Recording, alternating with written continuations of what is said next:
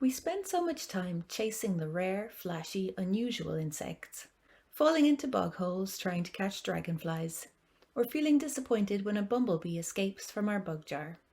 But the bugs that we can always count on are the common, familiar-looking woodlice. They are humble, peaceful, grounded, reliable, seemingly boring, and practically omnipresent. There must be billions of them in Ireland's Atlantic rainforests, for example, because they love cool, damp habitats with lots of dead wood. But you can just as easily find them in your schoolyard.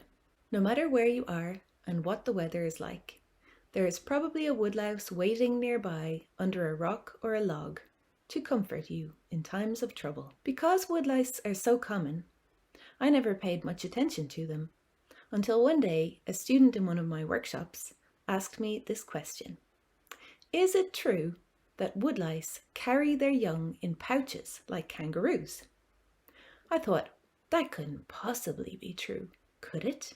But I did a little bit of research and it is. Since then, I've been talking to fellow woodlouse fan Annie Flynn and interviewed a real live woodlouse. And I've got to know just how amazing these oft-forgotten invertebrates really are. So what you're doing, your work now is turning that around. It's putting a spotlight, although we don't want to put a spotlight on any woodlouse. Yes, Run they would away. not like that. No, they like No. the dark and the damp. Did you know woodlice have blue blood because their blood is copper-based rather than iron-based? They do square or rectangular poos, which they can then eat in times of food scarcity. They release ammonia gas through their exoskeleton. So they basically pee in gas form. And the smell that comes from this doesn't smell too great for us humans. So we've given woodlice some very rude names, like chiggy pig and sowbug. Woodlice are not insects. All insects have 6 legs, while woodlice have 14. They are in fact a type of crustacean in the order of Isopoda. They are much more closely related to crabs, lobsters, and shrimp than they are to millipedes and pillbugs. They're even featured in many historical recipes. Woodlouse sauce. No, we won't. None will be harmed during the making of this program.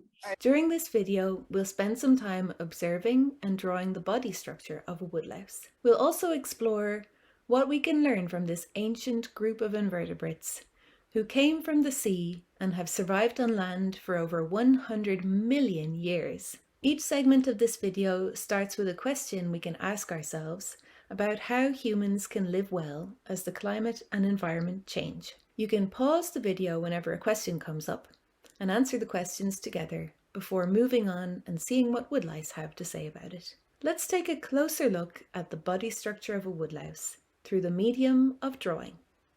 Take out your paper and pencils or pens now and we'll give it a try. To start off our woodlouse portrait, we're going to draw a simple oval with a pencil.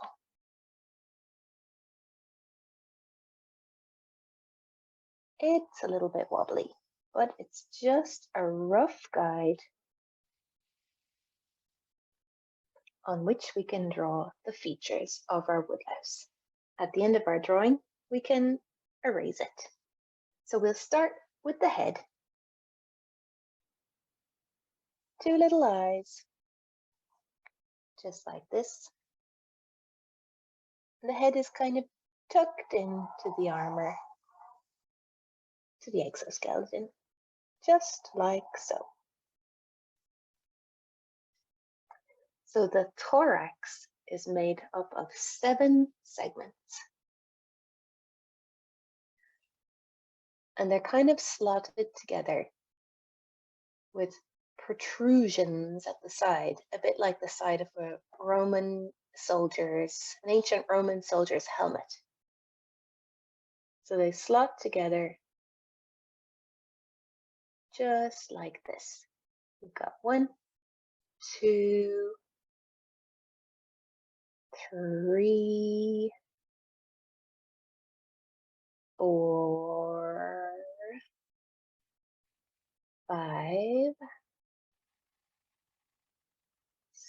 thorax, and as we're getting to the final segments, they're getting a little bit flatter at the edges and less curved. And the final segment of the thorax is curved at the base, at the bottom.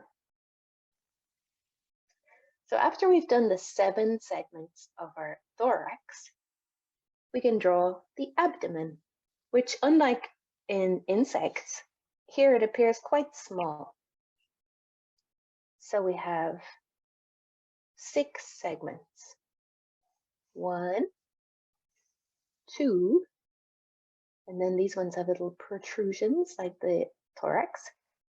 3, 4, 5, and the 6th segment of the abdomen is a bit different. It's called the telson, and in some woodlice it is pointy like this. Beside the telson, you've got 2 little sticky outy bits called uropods or uropods.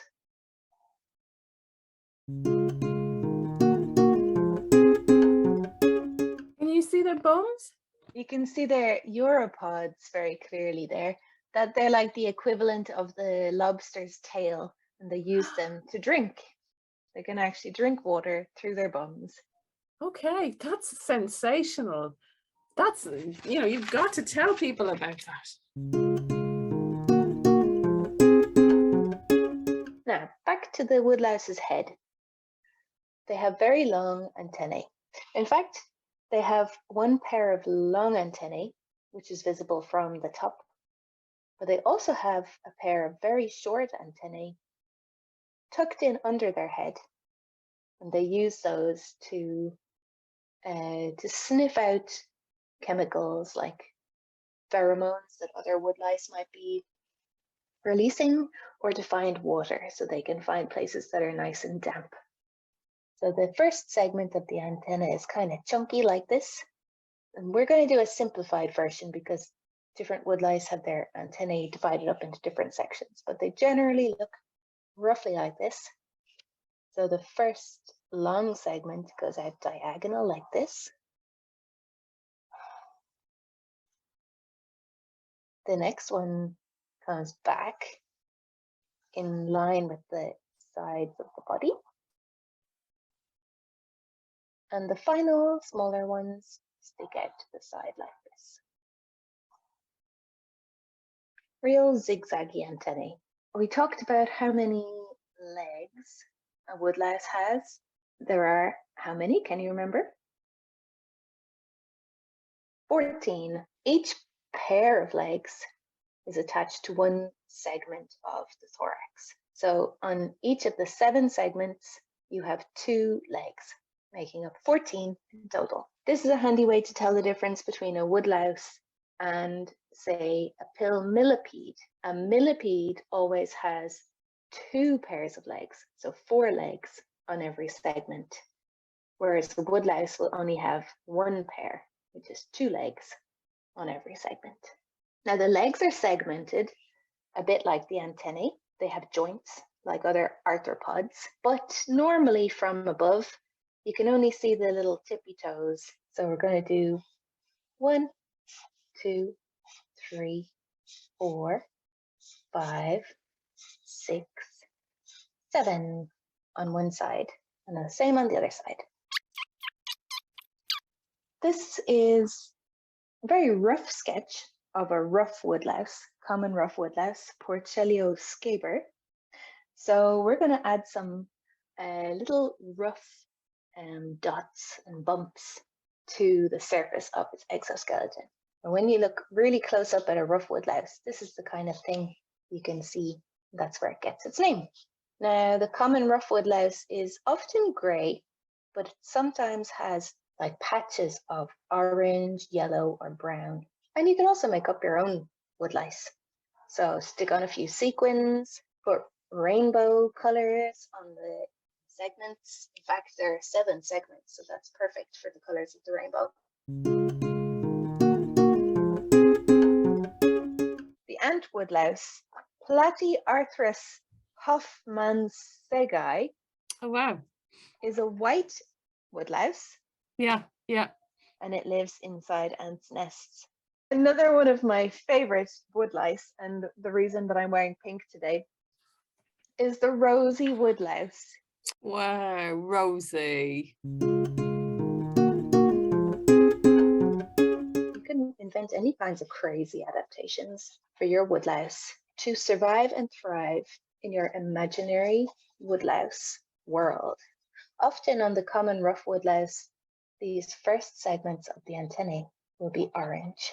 Now, because woodlice are so comfortable with their natural bodily functions, I think that we should portray this woodlouse with something very important and very interesting, both a waste product and a food source for the woodlouse. You've guessed it, they're square poos.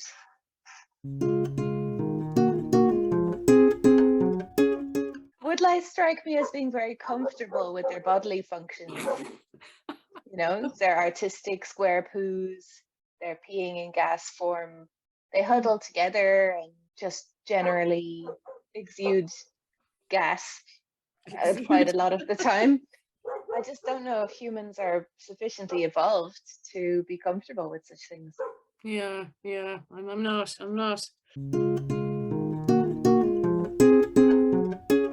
Now, I'm not entirely sure what color those are. Let's go for a traditional poo brown. And that's that. There's your woodlouse.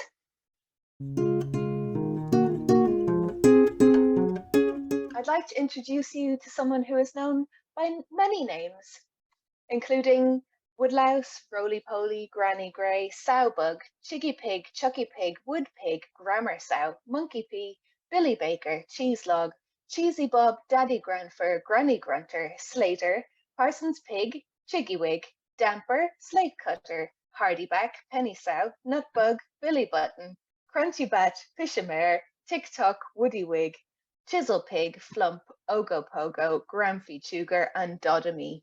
But how do you prefer to be addressed yourself? Ronnie. Ah, lovely to meet you, Ronnie. Ronnie is in fact our special crustacean correspondent in Paris, France. We were calling Ronnie to talk to him about adjusting to changing environments and his life as a woodlouse. Is it possible for you to switch on your video, or is there a reason we can't see your face right now? There is a reason. My face is a bit contorted right now. The woodlice spider got us. Oh, I'm so sorry. Woodlouse spiders, I believe, are spiders with very big fangs that are specially adapted for piercing the exoskeleton of a woodlouse. So I hope he hasn't done too much damage to you. So what did you have for lunch today?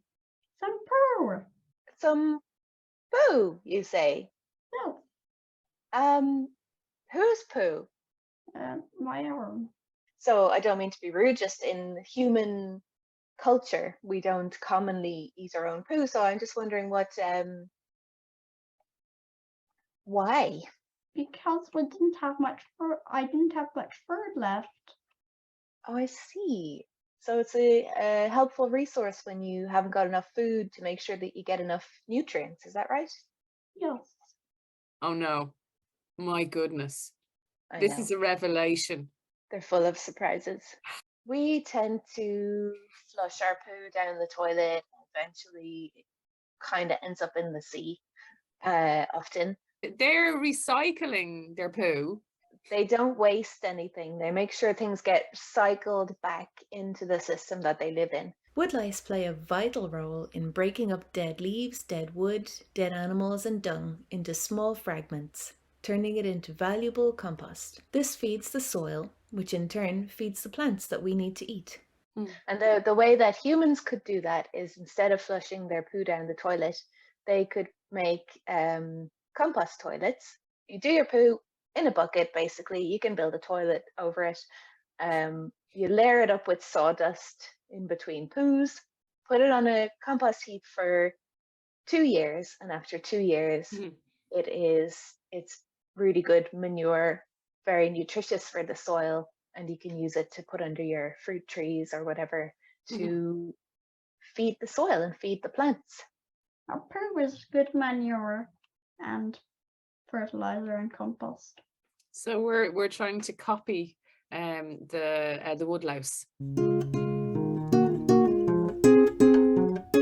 It's a dangerous world out there for a little woodlouse. Since emerging from the sea, they never develop the waxy layer on their exoskeleton that protects other land invertebrates from drying out. How do they protect themselves from predators and hot, dry weather? And how could we help you? Stop cleaning your gardens and your parks. Yes, and why is that? What's so useful about sort of an untidy garden or an untidy park? Fallen trees won't disappear and we'll be able to eat them. So if we clear away the dead wood, you guys will have nothing to eat. Is And that we right? hide under them. We hide under dead wood from the sun. Can you tell us a bit about your home at the moment? Can you Hot. describe it? Hot. In France, it's hot? Yes. I see. And how do you protect yourself from that heat? Hiding under dead wood, but there's not much left. Do you have any brothers and sisters? Oh yes, I have many. Oh, what an adorable family photograph. This must have been, is that your mother holding all of you there? Yes. How many people do you share your home with at the moment? 42. 42. Gosh, that's quite a community you have there. And what do you do, say, if you want a bit of your own personal space? I roll up in a ball or sometimes run away or release smelly gases through my exoskeleton. It's not nice that people call us rude names for that.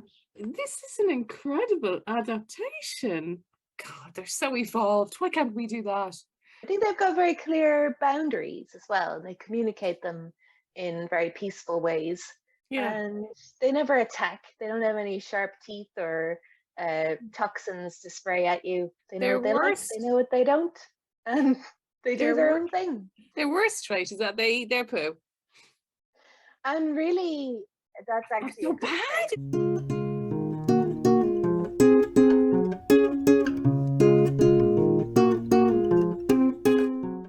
And how do you normally do that? All in one go, or? Bum first, head second. Oh, I see. So the back half of your exoskeleton pops off first, and then the first half. It takes time though. Even a woodlouse sheds its skin only one half at a time.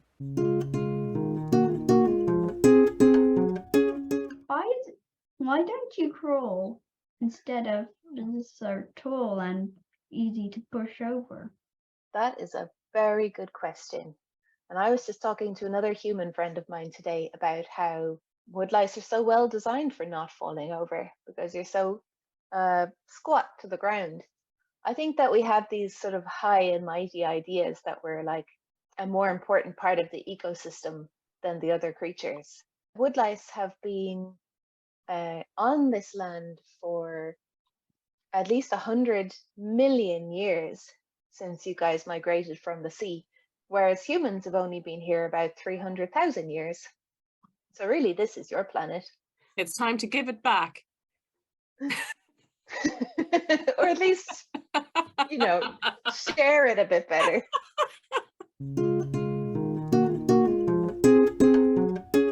Would you say that it's better to have 6 legs or 14 legs? 14. It's much. Wait, no, 6 actually. It would be much easier to tie your shoelaces.